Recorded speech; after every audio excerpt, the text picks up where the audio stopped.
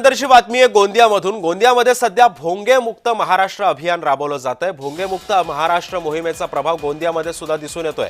सर्वधर्मीय स्थळांवरील अनधिकृत भोंगे उतरवले जात आहेत। गोंदियातल्या 65 धार्मिक स्थळांवर सुद्धा आता कारवाई करण्यात आली आहे।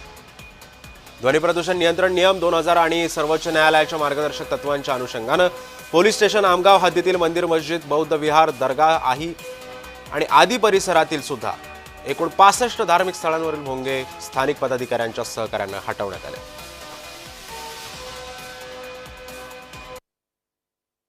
धार्मिक स्थळाचे पदाधिकारी यांनी भरघोस प्रतिसाद देऊन पोलीस स्टेशन आमगाव हद्दीतील धार्मिक स्थळावरील एकूण 65 भोंगे काढून घेतलेले आहेत।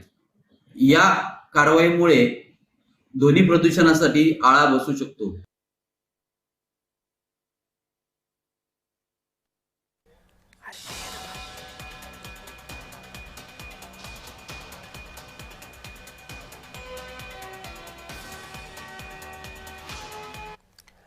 आणि यानंतरची बातमी आहे गोंदियामधून। गोंदियामध्ये सध्या भोंगेमुक्त महाराष्ट्र अभियान राबवलं जात आहे। भोंगेमुक्त महाराष्ट्र मोहिमेचा प्रभाव गोंदियामध्ये सुद्धा दिसून येतोय। सर्वधर्मीय स्थळांवरील अनधिकृत भोंगे उतरवले जात आहेत। गोंदियातल्या 65 धार्मिक स्थळांवरती कारवाई करण्यात आली आहे। ध्वनी प्रदूषण नियंत्रण नियम 2000 आणि सर्वोच्च न्यायालयाच्या मार्गदर्शक तत्वांच्या अनुषंगाने पोलीस स्टेशन आमगाव हद्दीतील मंदिर, मस्जिद, बौद्ध विहार, दर्गा आणि आदी परिसरातील एकूण 65 धार्मिक स्थळांवरती भोंगे हे स्थानिक पदाधिकाऱ्यांच्या मदतीने हटवण्यात आले।